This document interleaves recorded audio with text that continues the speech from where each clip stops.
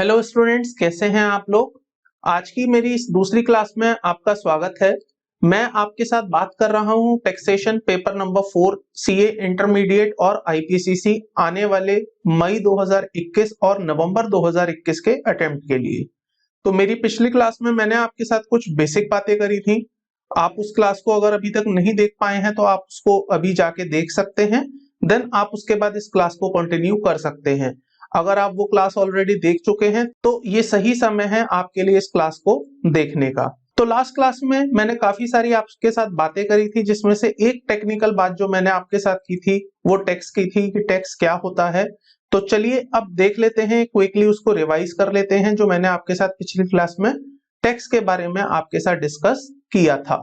Students, last class में मैंने आपको बताया था टैक्स बेसिकली एक कंपलसरी मॉनेटरी चार्ज होता है जो कि इम्पोज बाय द लॉ है टू मीट पब्लिक एक्सपेंडिचर। तो पब्लिक के ऊपर किए जाने वाले खर्चों को पूरा करने के लिए सरकार द्वारा लगाया गया आपके ऊपर एक फाइनेंशियल मॉनेटरी कंपलसरी चार्ज जो आपको देना ही पड़ेगा, उसको हमने टैक्स का नाम दिया था।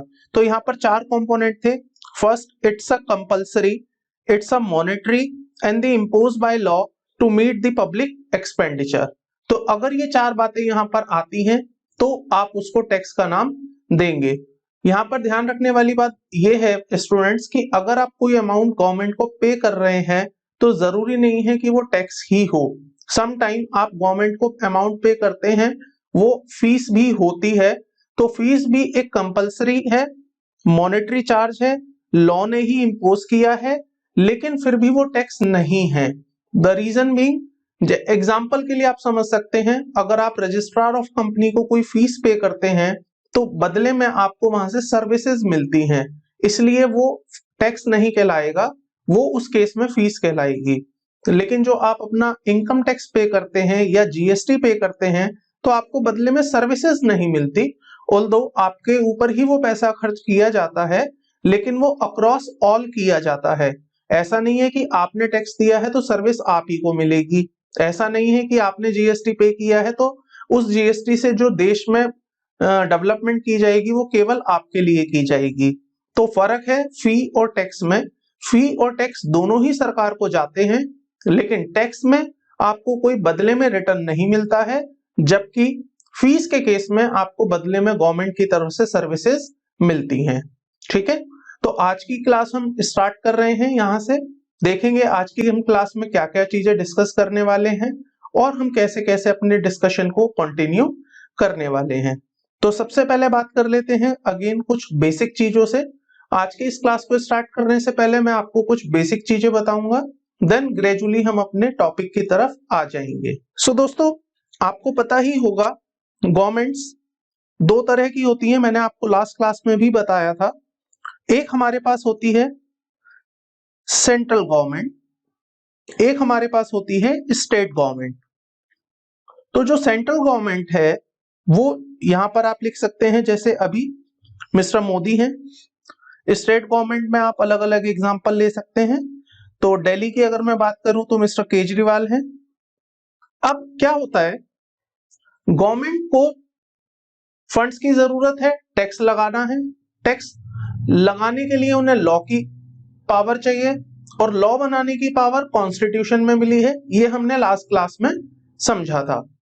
अब ये जो सेंट्रल गवर्नमेंट है, मैं गवर्नमेंट को अगर इस तरह से स्प्लिट करूं कि एक हमारे पास पार्लियामेंट होता है और एक हमारे पास स्टेट लेजिस्लेचर होता है। तो स्टेट लेजिस्लेचर का काम होता है स्टेट को चलाना, मतलब स्टेट किस हिसाब से काम करेंगी, स्टेट में क्या पॉलिसीज बनेंगी, किस तरह से लॉ बनाया जाएगा, वो सारी चीजें देखी जाती हैं स्टेट लेजिस्लेचर द्वारा। देश में कैसे काम होना है, देश के लिए कौन सी पॉलिसी बननी है, देश को कैसे चलाया जाएगा, ये काम होता है पार्लियामेंट का। पार्लियामेंट में हमेशा दो पार्ट होते हैं, आप सभी ने सुना होगा। एक होती है हमारे पास लोकसभा और एक होती है हमारे पास राज्यसभा। आप सभी को पता होगा जब आप एमएलए इलेक्ट करते हैं तो वो आपके स्टेट के चीफ मिनिस्टर को अपॉइंट करती हैं बाय द मेजॉरिटी और by the voting as the case may be. तो वहां पर आप एमएलएस के थ्रू अपना स्टेट का मुख्यमंत्री या चीफ मिनिस्टर आप कह सकते हैं वो अपॉइंट करते हैं। जबकि जब आप एमपीस के वोट करते हैं, एमपीस का इलेक्ट करते हैं, तो वहां पर वो सभी एमपीस मिलकर एक प्राइम मिनिस्टर अपॉइंट करते हैं। प्राइम मिनिस्टर के पास एक कैबिनेट होती है जिसके थ्रू वो अपनी गवर्नमेंट की स्मूथ रनिंग करते हैं, या मैं कह सकता हूं अपनी गवर्नमेंट को चलाने के लिए जो भी पॉलिसीज बनानी है, काम करने हैं, वो सारे करते हैं। तो यहाँ पर जो ये प्राइम मिनिस्टर है और उनकी जो कैबिनेट है, इसको हम कहते हैं सेंट्रल गवर्नमेंट। लेकिन जो देश चल रहा है वो पार्लियामेंट के थ्रू चल रहा है। पार्लियामेंट में लोकसभा है और राज्यसभा है। यहां पर मैं एक चीज और बता दूं, जब भी देश में कोई कानून आता है, कैसा भी कानून हो, तो वो कानून सबसे पहले लोकसभा में पास किया जाता है। लोकसभा में पास हो जाने के बाद उस कानून को भेज दिया जाता है राज्यसभा में। अगर राज्यसभा में भी वो कानून पास हो जाता है तो उसके बाद फिर वो चला जाता है हमारे प्रेसिडेंट के पास। जब प्रेसिडेंट उनको उस कानून को असेंट दे देते हैं, अपनी एक्सेप्टेंस दे देते हैं, तो वो हमारे लिए फिर अल्टीमेटली लॉ बन जाता है। तो ये एक बेसिक सा रूल है जो आप सभी को पता होना चाहिए। अगर कोई भी कानून बनना है तो सबसे पहले प्राइम मिनिस्टर की कैबिनेट है या जो भी उनकी टीम है वो उस कानून का ड्राफ्ट तैयार करेंगी। ड्राफ्ट बनने के बाद लोकसभा में जाएगा। लोकसभा में बहस होने के बाद उसको मेजॉरिटी वोटिंग अगर मिल जाती है, एक्सेप्टेंस मिलती है, तो वो राज्यसभा में जाएगा। राज्यसभा में भी अगर एक्सेप्टेंस मिलती है देन वो प्रेसिडेंट के पास जाएगा फॉर हिज और हर ascent as the case may B. अगर उनकी असेंट इस पर मिल जाती है देन वो हमारे लिए एक कानून बन जाता है। ठीक है यहां तक। सो क्या होता है, गवर्नमेंट को मैंने अभी आपको बताया पार्लियामेंट के बेसिस पर और स्टेट लेजिस्लेचर के बेसिस पर डिवाइड किया गया है। तो मैं यहां पर कह सकता हूं पार्लियामेंट पूरे देश के लिए कानून बनाने की बात करती है और स्टेट लेजिस्लेचर पर्टिकुलर स्टेट के लिए कानून बनाने की बात करती है। ये अंडरस्टैंडिंग के बेसिस पर अभी तक आपको समझ आया। लेकिन अगर मैं आपको इसके आगे की बात बताऊं तो ये अंडरस्टैंडिंग की बात नहीं है, ये संविधान की बात है। जो हमारा इंडिया का कॉन्स्टिट्यूशन है इसने ही ऐसा डिवाइड किया है रूल कि स्टेट को स्टेट से रिलेटेड कानून बनाने की परमिशन दी हुई है, पावर दी हुई है आई वुड से, और पार्लियामेंट को देश के लिए कानून बनाने की पावर दी हुई है। तो जब हमारा कॉन्स्टिट्यूशन बन रहा था उस समय पर देश को मतलब पार्लियामेंट को और स्टेट्स को, स्टेट लेजिस्लेचर को अलग अलग कुछ मुद्दे दिए गए थे। मुद्दे का मतलब मैटर्स दिए गए थे कि इन वाले पॉइंट्स पर, इन वाले मैटर्स पर आप कानून बनाओगे। मतलब पार्लियामेंट को बोला कि आप कानून बनाओगे। और कुछ ऐसे मैटर्स रखे गए जिसमें स्टेट को बोला गया कि इन वाले मैटर्स पर केवल आप कानून बनाओगे। ठीक है, मतलब ऐसा हुआ, जैसे आप समझ सकते हैं यहां पर मैंने मैटर्स की बात करी, तो ये जो लिस्ट 1 आप पहला बॉक्स देख रहे हैं इसको मैं कहूंगा यूनियन लिस्ट, और यहां पर जो पावर दी गई वो पार्लियामेंट को दी गई। इसका मतलब इस वाले मैटर में जो मैं यहां लिखने वाला हूं या मैं आपको समझाने वाला हूं, इन सभी केसेस में जो मैटर्स लिखे गए हैं लिस्ट में at the time of creation of constitution, तो इन सभी मैटर्स पर पावर दी गई है पार्लियामेंट को टू मेक अ लॉ। और अगर मैं बात करूं स्टेट की, तो कुछ ऐसे मैटर हैं जो स्टेट लिस्ट में मतलब लिस्ट 2 में रखे गए हैं जिन पर कानून बनाने की पावर केवल और केवल स्टेट को दी गई है। मैं अभी आपको दिखाऊंगा ऐसे कौन कौन से मैटर्स हैं जिन पर कानून बनाने की पावर या तो पार्लियामेंट के पास है या स्टेट के पास है। अभी तक आप इतना समझिए कि जब कॉन्स्टिट्यूशन बनाया गया तो वहां पर 2 अलग अलग लिस्ट तैयार की गई। एक लिस्ट में रखा गया पार्लियामेंट को, एक लिस्ट में रखा गया स्टेट लेजिस्लेचर को। लिस्ट 1 यूनियन लिस्ट के नाम से जानी गई, लिस्ट 2 स्टेट लिस्ट के नाम से जानी गई, और दोनों के अंदर अलग अलग लोगों को पावर्स दे दी गई, अलग अलग मैटर्स पर पावर दे दी गई। अभी मैं तीसरी लिस्ट की बात नहीं कर रहा हूं जो आपके सामने यहाँ पर रखी हुई है, उसको मैं आपको आज ही के इस डिस्कशन में आगे बताऊंगा। ठीक है दोस्त, यहां तक ओके। सो अब आप देखिए बुक वाले पार्ट पर, पेज नंबर जब आप आएंगे 17 पर, तो लास्ट क्लास में हमने यहां तक देखा था टैक्स क्या होता है। उसके बाद टैक्स लगाने की पावर किसे मिली, तो यहां पर आपने देखा no tax shall be levied and collected without the authority of law. ठीक है, article 245 of the constitution of India gives the power to make a law. तो आर्टिकल 245 ऑफ द कॉन्स्टिट्यूशन कहता है कि लॉ बनाने की पावर किसके पास होगी, दो लोगों के पास होगी। पहला पार्लियामेंट के पास होगी या स्टेट लेजिस्लेचर के पास होगी, क्योंकि मैंने आपको बताया ना गवर्नमेंट यहां पर दो तरह से बनी, एक पार्लियामेंट और दूसरा स्टेट। तो जब आप मैटर्स डिसाइड कर रहे हैं तो कुछ मैटर आपने पार्लियामेंट को दे दिए लॉ बनाने के लिए और कुछ मैटर आपने स्टेट को दे दिए लॉ बनाने के लिए। तो इसलिए यहां पर क्या लिखा हुआ है, आर्टिकल 245 जब आप देखेंगे तो यहां पर कुछ इस तरह से चीज लिखी हुई है, parliament can make a law for whole or part of the India or territory of India. The legislature of state may make law for the whole or any part of the state. तो India के लिए जब कानून बनेगा तो वो parliament बनाएगी और जब स्टेट के लिए कानून बनेगा तो वो स्टेट लेजिस्लेचर बनाएगी। ठीक है यहां तक। अब बात करते हैं सब्जेक्ट मैटर्स की, जो मैं आपको अभी बता रहा था। तो आर्टिकल 246 ने क्या किया, डिवाइडेशन किया। यहां पर उन्होंने बोला एक हम लिस्ट 1 बनाएंगे, एक लिस्ट 2 बनाएंगे और एक लिस्ट 3 बनाएंगे। लिस्ट 1 में पार्लियामेंट को पावर दे देंगे, लिस्ट 2 में स्टेट को पावर दे देंगे और लिस्ट 3 की मैं आपसे बात करूंगा इसके बाद। तो देख लेते हैं क्या है subject matters. Notwithstanding anything contained in clause 2 and 3, Parliament has exclusive power to make law with respect of any of the matters enumerated in list 1। इसको हम यूनियन लिस्ट के नाम से जानते हैं। तो यहां पर मैंने बात करी लिस्ट 1 की।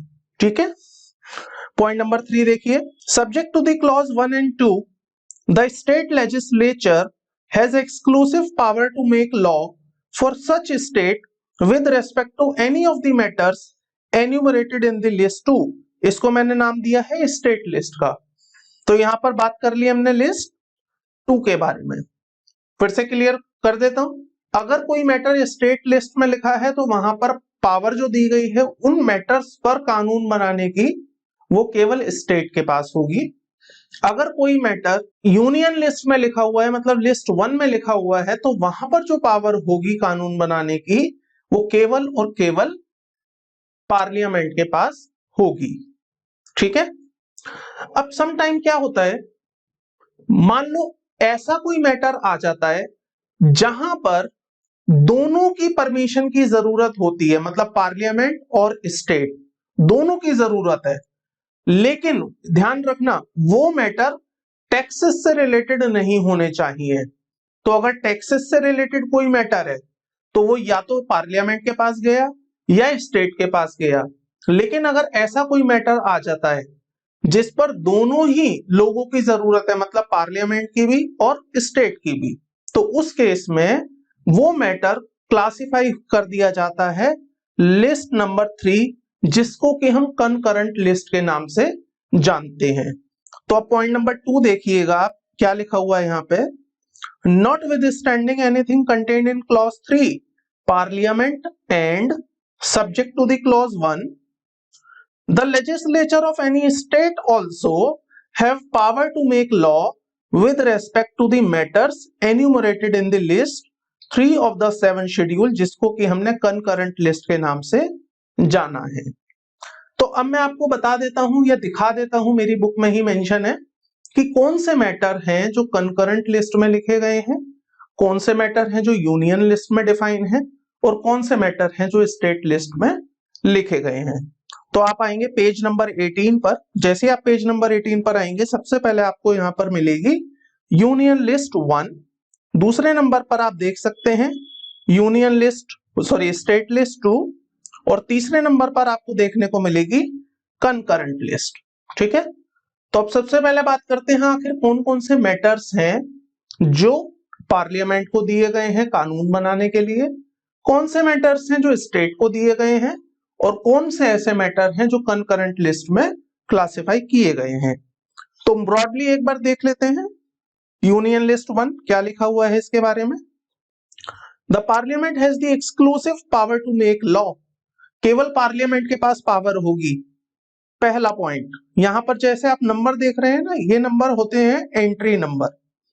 तो क्या हुआ, होता क्या था, जब कॉन्स्टिट्यूशन बना था उस समय पे जब ये यूनियन लिस्ट बनाई गई तो यहां पर कुछ एंट्री नंबर डाले गए, जैसे एंट्री नंबर 1 2 3 4 5 6, तो ऐसे करके सीरियल नंबर चल रहा था। तो उसमें पहला नंबर कुछ एक मैटर रखा गया जो मैंने आपके लिए यहां नहीं डाला है क्योंकि वो आपके लिए इररेलेवेंट है। इसी तरह पॉइंट नंबर 2 3 4 ऐसे कुछ एंट्रीज रखी गई।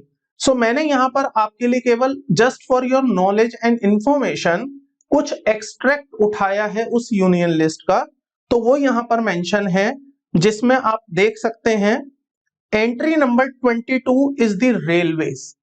तो इसका मतलब ये हुआ 22वें नंबर पर जो एंट्री है वो रेलवे के मैटर की बात करती है। तो इट मींस पार्लियामेंट, क्योंकि ये यूनियन लिस्ट में मेंशन है, तो पार्लियामेंट के पास ही पूरी पावर है इस वाले मैटर पर कोई भी कानून बनाने की। तो आपको पता होगा रेलवे का जब भी बजट आता है तो पार्लियामेंट में ही आता है, स्टेट तो रेलवे को मैनेज नहीं करती। तो इसलिए यहां पर क्योंकि ये मैटर स्टेट यूनियन लिस्ट में मेंशन है, देन पार्लियामेंट के पास पावर है इस पर कानून बनाने की। इसी तरह reserve bank of India, parliament के पास पावर है आरबीआई के लिए। इंटरस्टेट ट्रेड एंड कॉमर्स, तो क्योंकि अब ये पॉइंट खत्म हो गया है आफ्टर जीएसटी, जीएसटी आने के बाद इसकी कोई रेलेवेंस नहीं रह जाती है, तो इस पर भी पार्लियामेंट के पास पावर थी। इसी तरह से पॉइंट एंट्री नंबर 48 देखेंगे तो स्टॉक एक्सचेंज को कंट्रोल करने की जो पावर है वो भी पार्लियामेंट के पास है। एंड एंट्री नंबर 82 आप ध्यान से देखिएगा, ये एक इंपॉर्टेंट एंट्री है और यही हमारा सब्जेक्ट है। एंट्री नंबर 82 कहती है taxes on income other than the agriculture income. It means income पर जो टैक्स लगाने की बात होगी वो किसका मैटर होगा, पार्लियामेंट का मैटर होगा। उसकी पावर किसके पास होगी, पार्लियामेंट के पास होगी। वो कौन सी लिस्ट में लिखा गया होगा, लिस्ट 1 में लिखा गया है। तो टैक्सेस ऑन इनकम, इनकम के ऊपर जो टैक्स लगाने की पावर है या उस पर जो कानून बनाने की पावर है वो पार्लियामेंट के पास है। तो मैं अगर आपसे एक सवाल पूछूं अभी तक की नॉलेज पर, तो जो आप इनकम टैक्स पे करते हैं वो किस पर पे करते हैं, इनकम पर। तो ये आप किसको पे करते होंगे, अब आप सोच के बताइए। क्या आप अपना इनकम टैक्स स्टेट गवर्नमेंट को पे करते हैं या सेंट्रल गवर्नमेंट को पे करते हैं, आंसर इज सेंट्रल गवर्नमेंट को पे करते हैं। ओके, सो स्टूडेंट्स यहां पर इसी तरह से कुछ और एंट्रीज भी डिफाइन की गई हैं जिसे आप केवल रीडिंग के पॉइंट ऑफ व्यू से देख सकते हैं। बाकी आपके लिए जो इंपॉर्टेंट एंट्री है वो है entry number 82 taxes on income, क्योंकि यही हमारा एक सब्जेक्ट है। ठीक है, अच्छा यहां पर एक चीज और समझ लीजिए, यहां लिखा है taxes on income other than agriculture income. इसका मतलब वो कह रहे हैं एग्रीकल्चर इनकम पर पावर नहीं है स्टेट यूनियन लिस्ट में। तो इसका मतलब पार्लियामेंट एग्रीकल्चर इनकम पर लॉ नहीं बना सकती।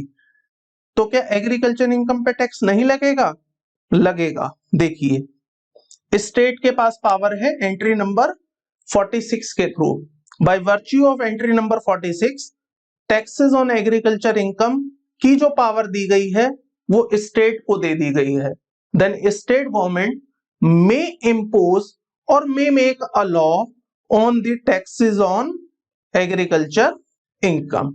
अभी मैंने आपको बताया कि कुछ ऐसे मैटर्स हैं जहां पर स्टेट गवर्नमेंट और सेंट्रल गवर्नमेंट मींस पार्लियामेंट और स्टेट लेजिस्लेचर, इन दोनों को मिलकर काम करना होगा। लेकिन ये टैक्सेस के मैटर नहीं होंगे, तो वो मैटर हमारे क्लासिफाई किए गए हैं इन द कॉन्करेंट लिस्ट। तो कॉन्करेंट लिस्ट आप देख सकते हैं, इसमें सबसे पहला मैटर जो एंट्री नंबर 25 के थ्रू आया है वो है education, including the technical education, medical education, universities, subject to the provision of entries 63, 64, 65 and 66, list 1, vocational and technical training of labor। तो इसका मतलब ये हुआ एजुकेशन से रिलेटेड जितने भी मैटर्स होंगे वो कॉन्करेंट लिस्ट में डले होने की वजह से सेंट्रल गवर्नमेंट मींस पार्लियामेंट और स्टेट लेजिस्लेचर दोनों मिलकर वहां पर कानून बनाएंगी, दोनों मिलकर उस पर कानून बनाने की पावर रखती हैं। क्लियर? इसी तरह से आप देख सकते हैं legal, medical and other professions, these all are controlled by the concurrent list. दोनों मतलब पार्लियामेंट और स्टेट लेजिस्लेचर दोनों के पास पावर होगी इन पर कोई भी कानून बनाने की, लेकिन वो कानून टैक्सेस से रिलेटेड नहीं होने चाहिए। क्लियर? सो स्टूडेंट्स, अभी तक के डिस्कशन से आपको एक बात तो समझ आ गई होगी कि जो हमारा सब्जेक्ट है इनकम टैक्स, ये एक यूनियन लिस्ट में कवर होता है। तो यहां पर जो भी कानून बनेगा या जो भी लॉज बनाए जाएंगे वो by the parliament of India ही बनाए जाएंगे। पार्लियामेंट का मतलब आप समझ सकते हैं कि जो गवर्नमेंट मेजोरिटी में होगी उसी का कंट्रोल आ रहा होगा। तो प्रेजेंट सिनेरियो में क्योंकि मेजोरिटी में मिस्टर मोदी गवर्नमेंट है, तो ऐसे में वही गवर्नमेंट जो कानून लेके आएगी वहां पर उन्हें अक्सर कह सकते हैं कि मेजोरिटी मिल जाएगी और वो उस कानून को पास करवा पाएंगी।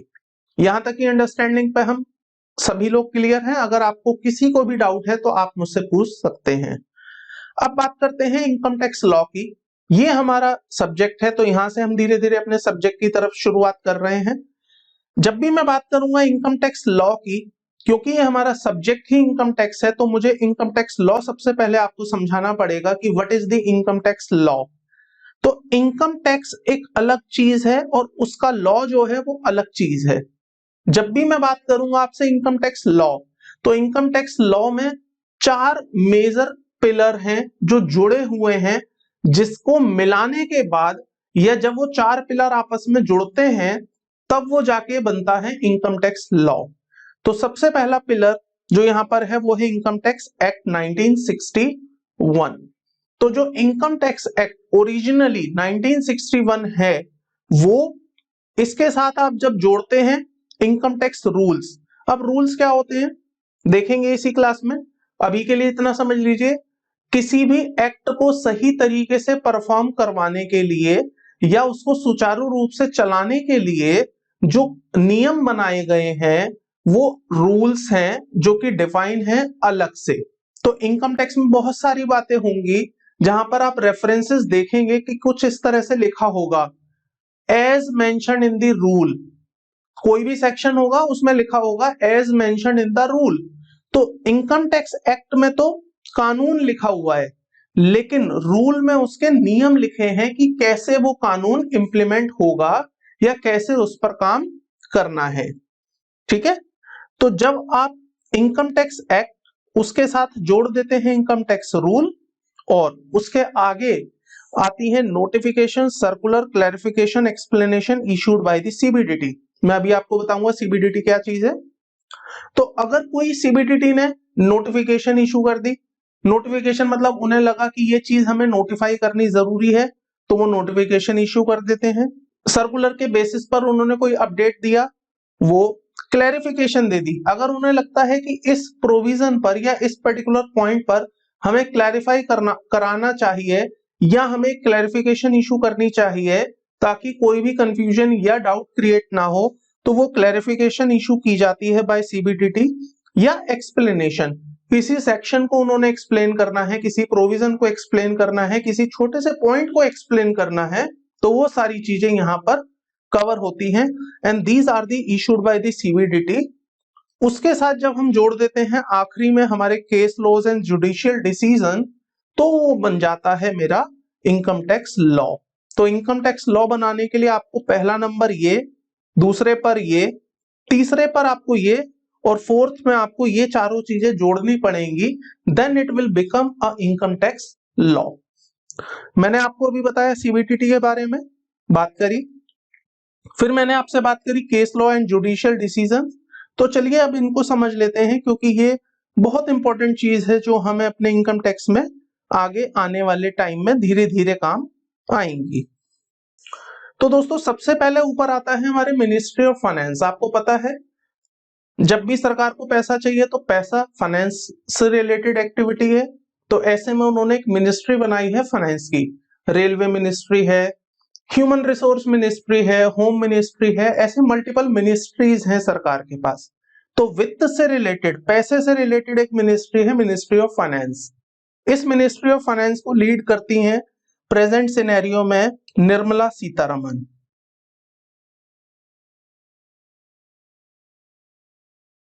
ठीक है, so Mrs Nirmala Sitharaman ministry of finance को होल्ड करती हैं, जिसमें बेसिकली दो मेजर डिपार्टमेंट आते हैं। एक डिपार्टमेंट है सीबीडीटी, इसको हम कहते हैं central board of direct taxes. आप इसको चाहे तो लिख सकते हैं central board of direct taxes. दूसरा डिपार्टमेंट आता है इनके पास CBIC. CBIC stands for central board of indirect taxes and customs. तो सेंट्रल बोर्ड ऑफ, यहां पर आ जाएगा इनडायरेक्ट टैक्सेस एंड कस्टम्स।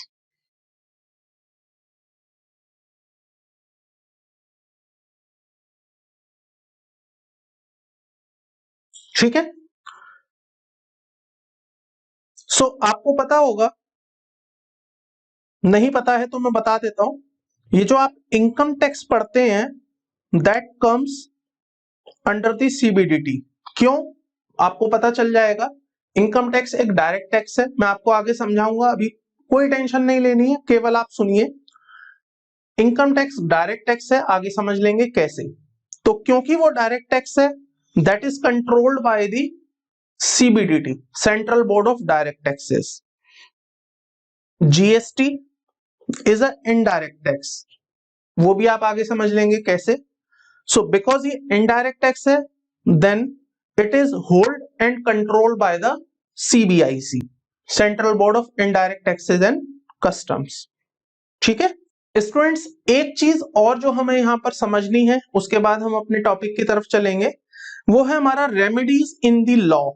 हमारे इनकम टैक्स में हमारे को क्या रेमेडीज दी गई हैं। रेमेडीज इन द सेंस, अगर हम कहीं किसी लेवल पर परेशान हैं या हमें लगता है कि हमारे साथ गलत हुआ है या ऐसा नहीं होना चाहिए था, तो उस केस में हमारे पास क्या क्या रेमेडीज हैं। मैं आपको ये क्यों बता रहा हूं, क्योंकि मैं आगे जाके इन चीजों का रेफरेंस लूंगा, तब ये चीजें आपको और ज्यादा क्लियर हो जाएंगी कि मैंने आपको ये रेमेडीज क्यों एक्सप्लेन की थी। तो क्या होता है, जब आप अपना इनकम टैक्स पे करते हैं, तो उस इनकम टैक्स की पेमेंट के बाद या इनकम टैक्स लाइबिलिटी सेटल करने के साथ साथ आप अपनी एक इनकम टैक्स रिटर्न फाइल करते हैं। इनकम टैक्स रिटर्न फाइल करते हैं, जिसमें आप ये बताते हैं कि मेरी ये इनकम है, मेरी ये एक्सपेंसेस हैं अगर एप्लीकेबल है तो, और ये मेरी नेट फाइनल इनकम आती है जिसके ऊपर मेरा इतना टैक्स बनता था, ये मैंने आपको दे दिया, या ये मेरा रिफंड बनता था, ये मैंने आपसे क्लेम कर लिया। अभी आपको परेशान नहीं होना है, ये सारी चीजें मैं आपको आगे चल के समझाऊंगा। अभी मेरे को कुछ और समझाना है, जिसके लिए मैं आपको ये रेफरेंस दे रहा हूं। तो पर्सन क्या करता है, जब भी अपनी इनकम टैक्स रिटर्न फाइल करता है, तो उस रिटर्न को डिपार्टमेंट द्वारा प्रोसेस किया जाता है, उसके ऊपर चेकिंग की जाती है कि जो स्टेटमेंट आपने फाइल करी है, जो रिटर्न आपने फाइल करी है, क्या वो सही है, किस हद तक सही है, वो सारी चीजें। तो मान लीजिए आपका इनकम टैक्स में कोई केस हुआ, केस होने के बाद जो असेसिंग ऑफिसर है, मतलब जो आपकी इनकम असेस कर रहा है, चेक कर रहा है, कंप्यूट कर रहा है, डिटरमाइन कर रहा है, उसने आपके अगेंस्ट कोई एडवर्स डिसीजन दे दिया। डिसीजन इन द सेंस, मान लीजिए आपने अपनी रिटर्न ऑफ इनकम फाइल करी, उस रिटर्न में आपने बोला कि ये मेरा खर्चा है 10,000 रुपए का, जो एज ए एक्सपेंस अलाउड होना चाहिए। मतलब आप ये कह रहे हैं मेरा खर्चा है, लेकिन एओ कहता है नहीं, मैं इसे आपका खर्चा नहीं मानूंगा। मैं आपका खर्चा नहीं मानूंगा, इट मींस जो आपने अपना प्रॉफिट डिक्लेयर किया होगा, टैक्सेबल इनकम डिक्लेयर की होगी, मैं उसमें 10,000 रुपए वापस जोड़ दूंगा। आप समझ पा रहे हैं मेरा पॉइंट? आपने जब अपनी रिटर्न ऑफ इनकम फाइल करी तो आपने 10,000 रुपए का खर्चा एज ए एक्सपेंस क्लेम कर रखा था। एओ ने बोला कि ये खर्चा मैं आपका खर्चा नहीं मानूंगा, तो एओ ने आपके नेट प्रॉफिट को या आपकी इनकम को एज द केस में भी 10,000 रुपए से बढ़ा दिया। तो इसका मतलब अब आप परेशान हुए, आपके अगेंस्ट कोई फैसला आया है, आपके अगेंस्ट कोई चीज निकल के आई है। तो अगर आप यहां पर परेशान हैं एओ से, या एओ के अगेंस्ट आप कोई एप्लीकेशन डालना चाहते हैं या उसको रिव्यू करवाना चाहते हैं, तो आप जा सकते हैं सीआईटी अपील के पास। Commissioner of income tax appeal एक डिपार्टमेंट है, डिवीजन है, अलग से क्रिएटेड है। एओ के अगेंस्ट आप यहां जा सकते हैं सीआईटी अपील के पास। आपके पास एक दूसरा रास्ता और है, अगर आप सीआईटी अपील पे नहीं जाना चाहते हैं तो आप यहां पर सीआईटी के पास भी जा सकते हैं। इन दोनों में क्या डिफरेंस है आपके लिए बहुत ज्यादा इंपॉर्टेंट नहीं है, बस फिलहाल के लिए आप ये समझ सकते हैं, अगर एओ के डिसीजन के बाद आप सीआईटी के पास जाते हैं तो उसके बाद कोई भी आपके लिए ऑप्शन नहीं बचता है। That is the last option with you, जहां तक आप जा सकते हैं। लेकिन अगर आप सीआईटी अपील पर जाते हैं तो अपील में जाने के बाद अगर मान लीजिए फैसला आपके पक्ष में नहीं आता है, then you can go with the ITAT. ITAT means income tax appellate tribunal, इसको हम ट्रिब्यूनल के नाम से भी जानते हैं। तो सीआईटी अपील के बाद आपके पास ऑप्शन है आईटीएटी का। मान लीजिए आईटीएटी ने भी आपके फेवर में फैसला नहीं दिया तो आप जा सकते हैं हाई कोर्ट। अगर हाई कोर्ट ने भी आपके फेवर में फैसला नहीं दिया, then you can go supreme court. और सुप्रीम कोर्ट के ऊपर आप नहीं जा पाएंगे, supreme court is the final authority, apex court के नाम से इसे जाना जाता है। अगर सुप्रीम कोर्ट ने आपके फेवर में फैसला नहीं दिया, then it will be binding on you. इसके ऊपर आपके पास कोई रास्ता नहीं है। दोस्तों ये आप ही के लिए नहीं है, ये डिपार्टमेंट के लिए भी है। मान लीजिए एओ ने कोई फैसला दिया, वो मैटर गया सीआईटी अपील के पास, सीआईटी अपील ने उसको रिवर्स कर दिया, तो अब एओ चाहेगा या डिपार्टमेंट चाहेगा कि मैं इसे आईटीएटी में चैलेंज करूं, तो डिपार्टमेंट भी आईटीएटी में जा सकता है। अब डिपार्टमेंट आईटीएटी में गया लेकिन अभी भी डिपार्टमेंट के अगेंस्ट फैसला आया, देन डिपार्टमेंट हाई कोर्ट भी जा सकता है। अब डिपार्टमेंट हाई कोर्ट गया है, हाई कोर्ट ने भी वहां पर जजमेंट अलग एडवर्स दिया, डिपार्टमेंट के फेवर में नहीं दिया, then department further supreme court तक जा सकता है। ठीक है, और जो सुप्रीम कोर्ट फाइनल फैसला देगी दोस्तों, वही फाइनल फैसला माना जाएगा, उसको फिर कोई भी चेंज नहीं कर सकता। केवल एक चीज उसको चेंज कर सकती है, विच इज द लॉ। अगर आप लॉ में अमेंडमेंट कर देंगे, लॉ में चेंज करवा देंगे, जो कि पार्लियामेंट कर सकती है, तो सुप्रीम कोर्ट का जो जजमेंट होगा वो वापस कर दिया जाएगा, उसको रिवर्स कर दिया जाएगा। अदरवाइज सुप्रीम कोर्ट का जो फैसला होगा वही सर्वोपरि फैसला होगा, उसके अगेंस्ट कोई चीज नहीं मानी जाएगी। ठीक है, तो मैंने आपको क्यों बताई हैं ये चीजें। देखिए, जब सीआईटी अपील कोई जजमेंट देता है या फैसला सुनाती है या कोई ग्राउंड रखती है, तो उसको हम कहते हैं केस लॉ। आईटीएटी ने कोई बात करी, वो बन जाता है केस लॉ। हाई कोर्ट ने अपना कोई फैसला सुनाया, that is the case law. Similarly supreme court ने जब कोई बात बोली तो वो भी हमारे लिए बन जाती है केस लॉ, और यही केस लॉ है जिसकी मैं अभी आपके साथ बात कर रहा था, case law and judicial decisions की। तो जो मैं आपके साथ बात कर रहा था केस लॉ और जुडिशियल डिसीजंस, वो यही थे जिसके लिए मैंने आपको बताया था कि ये इनकम टैक्स लॉ का पार्ट बनेंगे। तो मान लीजिए सुप्रीम कोर्ट ने कोई केस लॉ का जजमेंट दिया, कोई जजमेंट दिया किसी केस में, तो वो आपका इनकम टैक्स लॉ का पार्ट बन जाएगा। It will be considered as an income tax law, क्योंकि वो अपने आप में एक लॉ है, अनलेस एंड अनटिल पार्लियामेंट उसको लॉ में अमेंडमेंट करके कोई फर्दर चेंज ना कर दे। ठीक है स्टूडेंट्स, अब देख लेते हैं इसी चीज को एक बार बुक में, कि हमने बुक में इसको कैसे लिखा हुआ है। सबसे पहले आपके सामने आएगा इनकम टैक्स लॉ। तो जैसा कि मैंने आपको बताया, इनकम टैक्स लॉ में इनकम टैक्स एक्ट आएगा, इनकम टैक्स रूल्स आएंगे, नोटिफिकेशन, सर्कुलर, क्लैरिफिकेशन, एक्सप्लेनेशन, ये सारी चीजें यहां आएंगी। जुडिशियल डिसीजंस जो कि high court, supreme court, ITAT etcetera इन सभी ने दिए होंगे, वो यहां पर आएंगे। So what does include in the income tax act? Income tax act 1961 में क्या होता है? The provision of the income tax are contained in the Income Tax Act 1961, which extend to the whole of India and become effective from 1st of April 1962.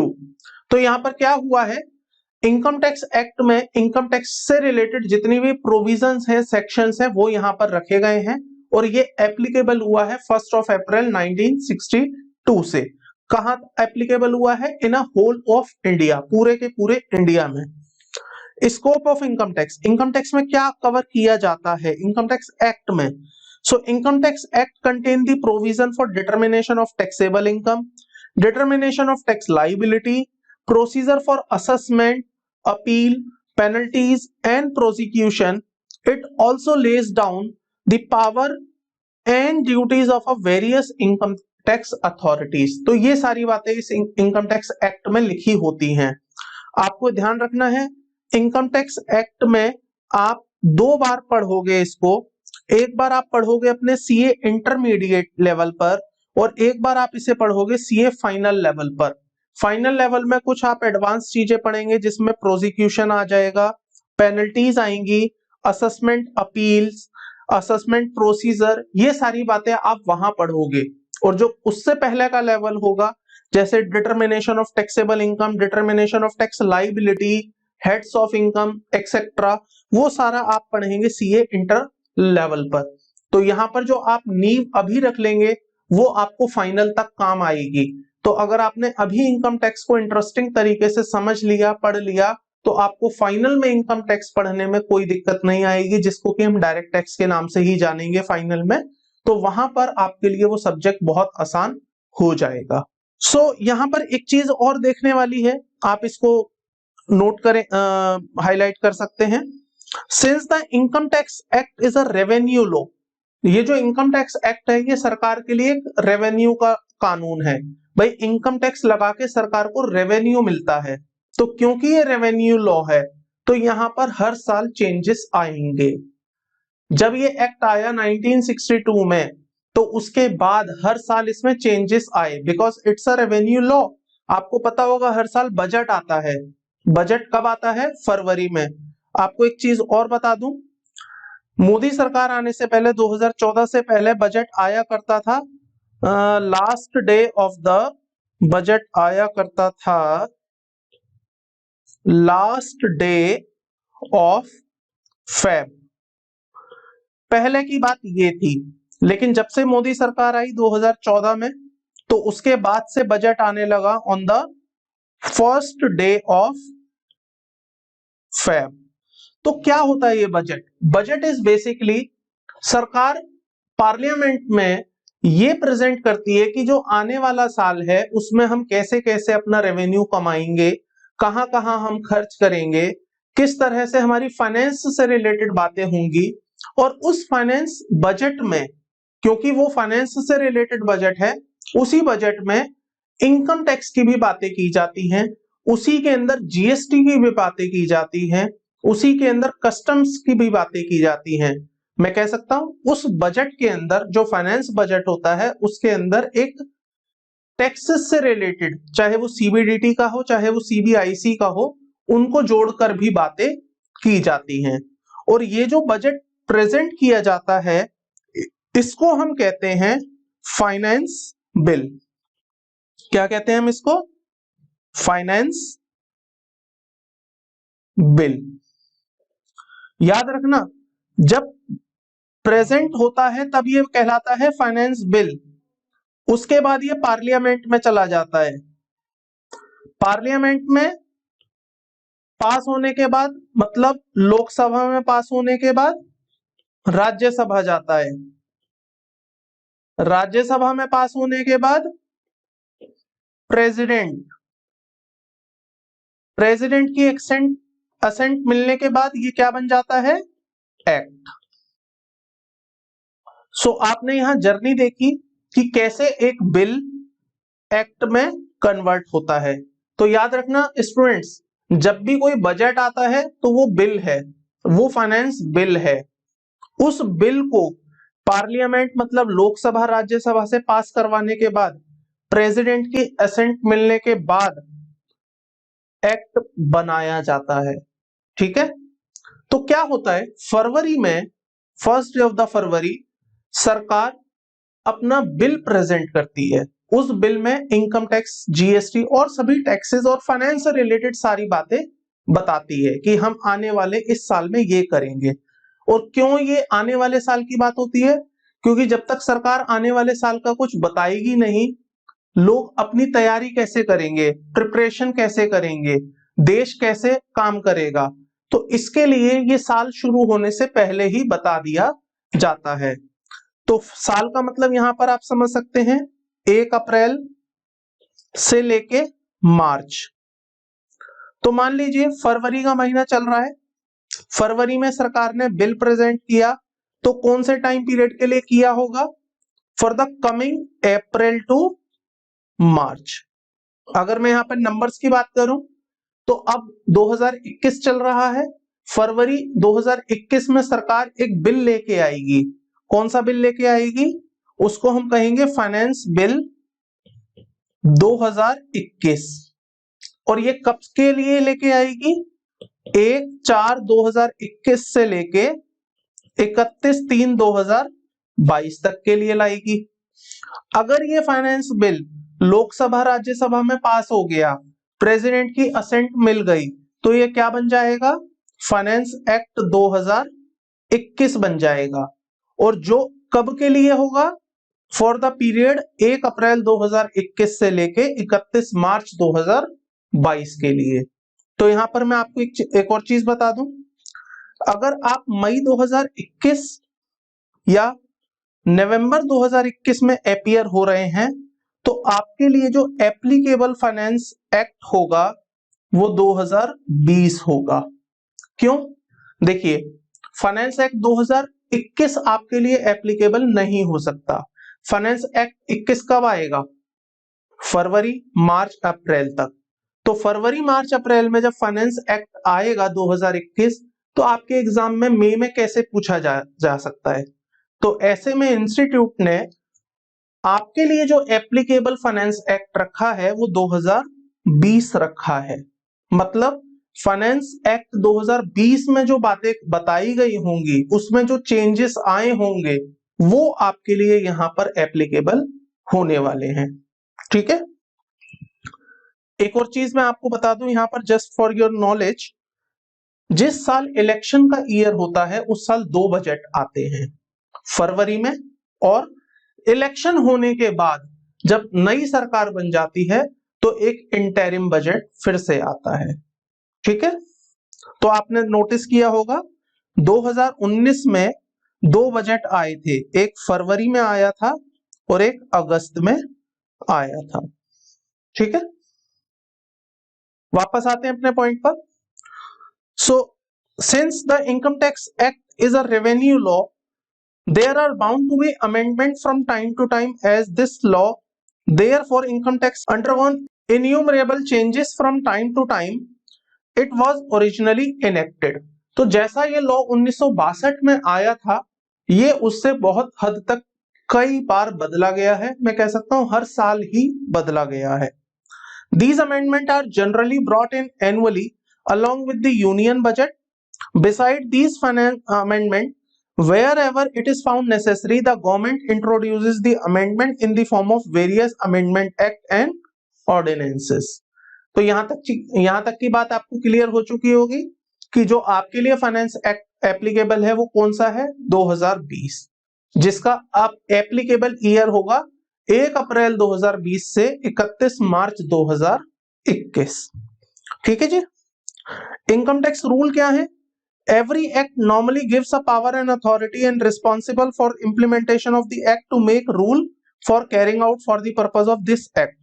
Section 295 of the Income Tax Act has given the power to CBDT to make such rule subject to the control of central government. These rules are made applicable by the notification in Gazette of India. तो जैसा कि मैंने आपको बताया, income tax क्योंकि direct taxes से related matter है, तो यहाँ पर जो रूल बनाने की पावर दी गई है वो CBDT को दी गई है। तो इनकम टैक्स से रिलेटेड कोई भी अगर रूल बनाया जाएगा तो वो CBDT द्वारा ही बनाया जाएगा। नोटिफिकेशन, सर्कुलर एंड क्लैरिफिकेशन जो मैंने आपको बताया, तो नोटिफिकेशंस क्या है? टाइम के साथ सरकार अगर कुछ नोटिफाई करती है, CBDT अगर कुछ नोटिफाई करती है, कोई क्लैरिफिकेशन देती है, एक्सप्लेनेशन देती है किसी भी सब्जेक्ट पर या किसी भी प्रोविजन या सेक्शन पर, तो वो यहाँ पर कवर की जाती है। जुडिशियल डिसीजन, जैसा कि मैंने आपको बताया, judicial decisions are the decision given by the judicial authority on an appeal filed before them is known as a judicial decision. So any decision given by the Supreme Court become a law.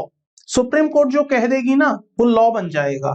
Supreme court ने कह दिया ये दिन है तो वो दिन माना जाएगा, सुप्रीम कोर्ट ने कहा ये रात है तो रात मानी जाएगी।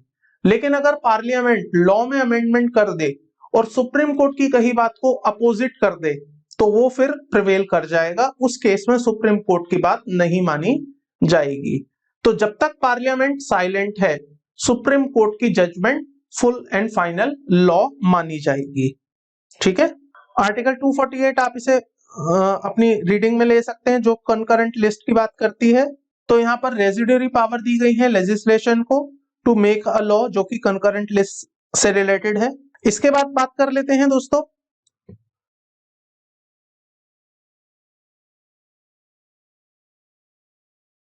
फाइनेंस एक्ट की। तो जैसा कि मैंने आपको बताया, every year the finance minister of the government of India introduce the finance bill.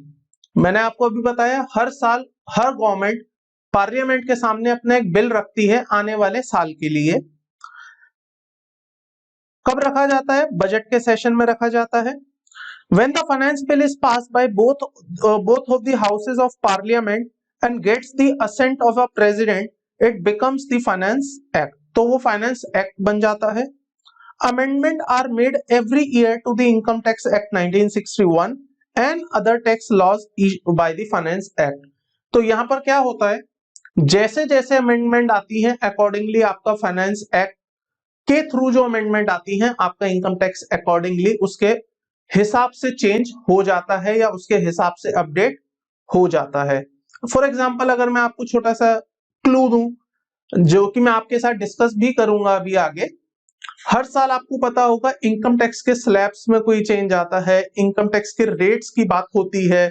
आप देखते होंगे ना बजट आ रहा है तो लोग कहते हैं कि इस बार क्या चेंज हो रहा है। तो जैसे जैसे स्लैब चेंज होता है, रेट्स चेंज होते हैं, वो सारी चीजें इंप्लीमेंट हो जाती हैं इनकम टैक्स एक्ट में and accordingly income tax act automatically update हो जाता है by virtue of the finance act जो कि हर साल आता है। ठीक है। तो इस बार भी बजट आएगा, इस बार भी फाइनेंस बिल प्रेजेंट किया जाएगा और वो फाइनेंस बिल जैसे ही प्रेसिडेंट की असेंट के बाद एक्ट बन जाएगा then it will become a finance act 2021 जो कि मई 2022 और नवंबर 22 के अटेम्प्ट वालों के लिए एप्लीकेबल हो जाएगा। इनकम टैक्स क्या होता है, अब बात कर लेते हैं अपने मेन कोर एरिया की। यहां से मैं कह सकता हूं हमारा मेन सब्जेक्ट स्टार्ट हो रहा है। तो अभी तक का जो मेरा डिस्कशन निकला, पिछली क्लास में मैंने ऑलमोस्ट आपसे 45 to 50 मिनट बात करी, आज भी ऑलमोस्ट हम 40 मिनट स्पेंड कर चुके हैं अपने इस डिस्कशन पे। तो अभी तक मैंने आपको एक बेसिक चीजों के साथ फेमिलियर करवाया कि इनकम टैक्स या डायरेक्ट टैक्स में या टैक्सेशन सिस्टम में जो चीजें आती हैं वो किस तरह से बोली जाती हैं, उनका क्या मीनिंग होता है, इंटरप्रिटेशन क्या है, इस तरह की मैंने आपको कुछ बातें बताई हैं। तो यहां से मेरा एक मेन टॉपिक स्टार्ट हो रहा है जो कि हमारा सब्जेक्ट है इनकम टैक्स। तो जैसा कि आपको नाम से ही पता चल रहा होगा, इनकम टैक्स मतलब इनकम पर लगने वाला टैक्स। क्लियर? इनकम टैक्स क्या है? इनकम पर लगने वाला टैक्स। देख लेते हैं क्या लिखा हुआ है इनकम टैक्स के बारे में। Income tax is tax levied on the total income of the previous year of every person. Income tax क्या है? Income tax is the tax है, लेविड लगाया गया है, ऑन द टोटल इनकम के ऊपर लगाया गया है, ऑफ द प्रीवियस ईयर अभी आगे समझ लेंगे क्या है, ऑफ एवरी पर्सन और हर पर्सन के ऊपर लगाया गया है। फिर से बता देता हूं, मैंने आपको शायद लास्ट क्लास में भी बताया था, कोई भी लॉ आपके लिए पढ़ना आसान हो जाएगा। कोई भी लॉ, चाहे कंपनी लॉ हो, इनकम टैक्स लॉ हो, एवरी लॉ अगर आप उसे ब्रेक एंड डिवाइड कर देंगे, बहुत लंबा सेंटेंस है, बहुत लंबा प्रोविजन है, सेक्शन है, मत घबराइए, टेंशन मत लीजिए, उसको छोटे छोटे टुकड़ों में बांटिए। जैसे ही आप उसे बांट देंगे आपके लिए लॉ बड़ा आसान हो जाएगा। इस लाइन को मैं फिर से पढ़ता हूं ब्रेक एंड डिवाइड करके, आप देखिए कितना आसानी से बात आपको समझ आ जाएगी। Income tax is a tax, income tax एक ऐसा टैक्स है levied on the total income, जो कि टोटल इनकम के ऊपर लगाया गया है, ऑफ द प्रीवियस ईयर की इनकम के ऊपर लगाया गया है, ऑफ एवरी पर्सन और हर पर्सन के ऊपर या हर पर्सन की इनकम के ऊपर लगाया गया है। तो यहां पर दो चीजें हैं जो आपको समझनी है। पहला, what is the previous year, और दूसरा आपको जो समझना है, what is every person. Clear? तो यहां पर मैं आपको क्या समझाने वाला हूं, प्रीवियस ईयर क्या होगा और पर्सन क्या होगा। इनकम टैक्स में या किसी भी लॉ में जब भी कोई लॉ बनता है तो उसमें कुछ डेफिनेशंस डाली जाती हैं, जहां पर उन वर्ड्स की डेफिनेशन दी जाती है जो वर्ड्स उस पर्टिकुलर लॉ में यूज किए गए हैं। तो यहां पर एक वर्ड आया है अभी आपके सामने, प्रीवियस ईयर, दूसरा वर्ड आया है पर्सन। तो जरूरी हो जाता है आपके लिए समझना कि प्रीवियस ईयर क्या है और पर्सन क्या है। पर्सन तो आप समझ ही सकते हैं, मतलब कोई भी एक पर्सन को मैं कह सकता हूं एक पर्टिकुलर एंटिटी। पर्सन को आप यहां पर ऐसे मत समझिएगा कि एक ह्यूमन बीइंग या एक पर्टिकुलर इंडिविजुअल, ऐसा नहीं है कि इंडिविजुअल ही पर्सन है। पर्सन का मतलब बहुत कुछ है, वो मैं आपको पर्सन की डेफिनेशन में दिखाऊंगा पर्सन मतलब क्या क्या होगा। तो फिलहाल हम डेफिनेशन के तरफ चल रहे हैं, जिसमें मैं आपको बताऊंगा what is previous year and what is a person. बहुत इंपॉर्टेंट हो जाता है डेफिनेशंस को समझना अगर आप किसी लॉ को पढ़ना चाहते हैं। हाँ जी, पेज नंबर 24 पे आप देखेंगे प्रीवियस ईयर की डेफिनेशन लिखी हुई है। तो प्रीवियस ईयर का मतलब यहां क्या लिखा हुआ है देख लेते हैं। Previous year is the year immediately preceding the assessment year. Oh my God, हम प्रीवियस ईयर समझने आ गए थे, यहां पर तो एक नया वर्ड हमारे सामने दे दिया, असेसमेंट ईयर। छोड़ दीजिए, कोई इशू नहीं है, नेक्स्ट लाइन पढ़िए। Previous year is the year in which income is earn. Previous year एक वो साल है जहां पर आप इनकम कमाते हैं। तो अभी कौन सा साल चल रहा है? दिस इज द ईयर 2021, 2020 से लेके 2021। अच्छा, ईयर से पहले चलते हैं, प्रीवियस ईयर या ईयर को समझे इससे पहले मैं आपको बता दूं, ईयर दो तरह के होते हैं। आप सभी ने 11th क्लास में पढ़ा ही होगा, कॉमर्स स्ट्रीम में तो एटलीस्ट। एक होता है कैलेंडर ईयर और एक होता है financial year.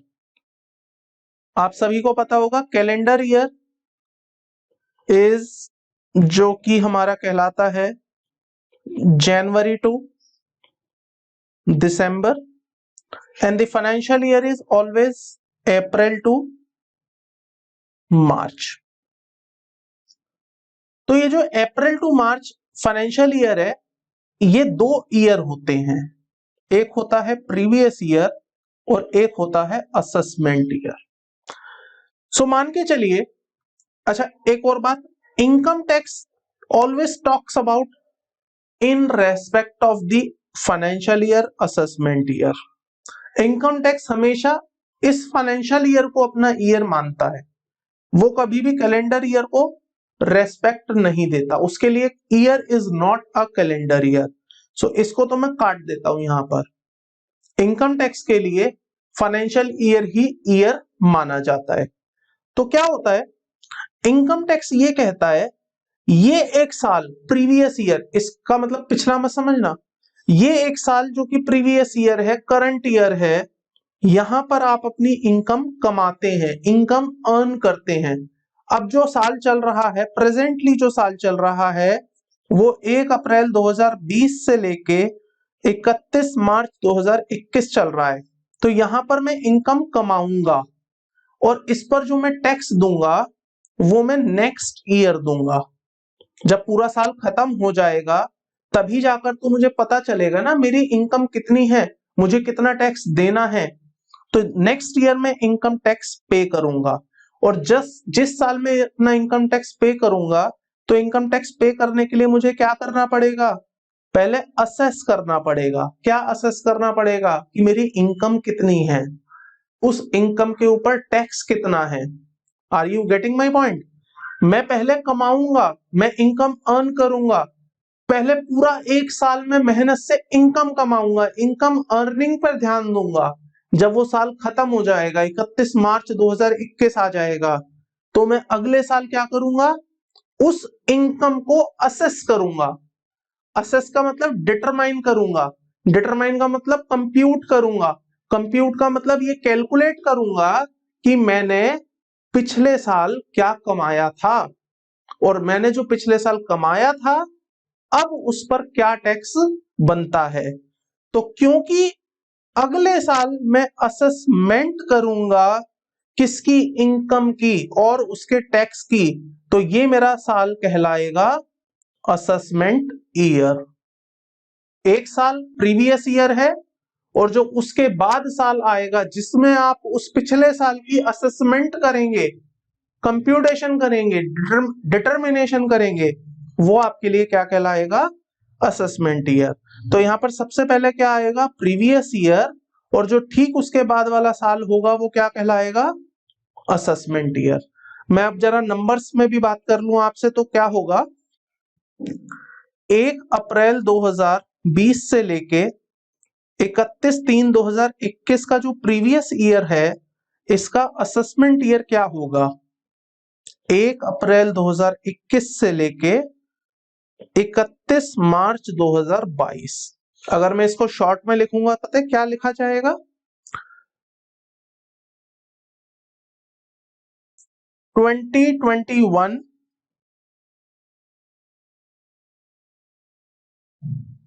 is the previous year, 2021-2022 is the assessment year। ठीक है, सो वापस आ जाते हैं लैंग्वेज पर। अब आपको पता चल जाएगा यहां क्या लिखा हुआ है, financial year immediately preceding the assessment year is the previous year. तो असेसमेंट ईयर से ठीक पहले जो फाइनेंशियल ईयर है, असेसमेंट ईयर से ठीक पहले जो फाइनेंशियल ईयर है, that is the previous year. दूसरा, financial year in which income is earn, तो जैसा कि मैंने अभी आपको बताया, फाइनेंशियल ईयर जिसमें आप पैसा कमा रहे हो वो प्रीवियस ईयर है। जिस साल में आप उस पैसे की कंप्यूटेशन करोगे, डिटर्मिनेशन करोगे, इनकम असेस करोगे, इनकम टैक्स पे करोगे, that is the assessment year. So financial year means the period is starting from 1st of April to 31st of March is the previous year, is the financial year. income earned in the previous year 2020-21 is taxable in the assessment year 2021-22। यहां तक सभी clear है? अगर यहां तक आपको एक बात समझ आ गई है तो एक चीज और मुझे बता दीजिए। अभी मैंने आपको बताया ईयर दो हो गए, एक आपका प्रीवियस ईयर, एक आपका assessment year. So previous year जो अभी चल रहा है प्रेजेंटली 1/4/2020 से लेके 31 मार्च 2021 का, इसका जो असेसमेंट ईयर होने वाला है वो 1/4/2021 से लेके 31 मार्च 2022 होने वाला है। अगर मैं इसको शॉर्ट में लिखूं, this is 2021 and the assessment year is 2021-2022। तो ये मेरे लिए क्या बन गया? Previous year. ये क्या बन गया दोस्तों मेरे लिए? Previous year. ये क्या बन गया? Assessment year. This is a previous year, this is a assessment year. ये जो असेसमेंट ईयर है क्या ये अपने आप में एक प्रीवियस ईयर है? Yes, this is also a previous year. देखो, ये जो मेरा प्रीवियस ईयर है, ये जो मेरा असेसमेंट ईयर है, इसके बाद भी तो एक असेसमेंट ईयर आएगा। इसका असेसमेंट ईयर क्या होगा? इसका असेसमेंट ईयर होगा 2022-23। ये मेरा असेसमेंट ईयर कहलाएगा। और जो ये असेसमेंट ईयर होगा इसके लिए तो ये खुद अपने आप में एक प्रीवियस ईयर है। यस और नो? यस। तो जो प्रीवियस ईयर है वही अपने आप में एक असेसमेंट ईयर भी है। बस डिफरेंस क्या है कि जो प्रीवियस ईयर चल रहा है वो उसके और पिछले साल के लिए असेसमेंट ईयर है, और जो असेसमेंट ईयर है वो अपने आने वाले साल के लिए प्रीवियस ईयर बन जाता है। Clear? I hope, am I clear to everyone? So वापस आ जाते हैं। आपके मई 2000 और नवंबर 2000 एग्जामिनेशन के लिए जो आपके लिए प्रीवियस ईयर एप्लीकेबल होगा वो 2020-21 होगा, जिसका असेसमेंट ईयर 2021-22 होगा। फाइनेंस एक्ट जो हम पढ़ रहे हैं 2020 पढ़ रहे हैं, इसका मतलब जो अपडेट फाइनेंस एक्ट 2020 में आ गए हैं या आ गए थे वही सारे यहां पर हमारे लिए एप्लीकेबल होने वाले हैं। ठीक है? यहां तक कोई डाउट? एक छोटा सा पॉइंट और देख लेते हैं क्या लिखा हुआ है। बिजनेस और profession newly setup during the financial year. चलिए इसको पढ़ने से पहले एक छोटा सा कॉन्सेप्ट समझ लेते हैं, उसके बाद आपको ये बात अच्छे से समझ आ जाएगी। तो मान लीजिए एक पर्सन है, उसने अपना बिजनेस स्टार्ट किया, उसने अपना बिजनेस स्टार्ट किया,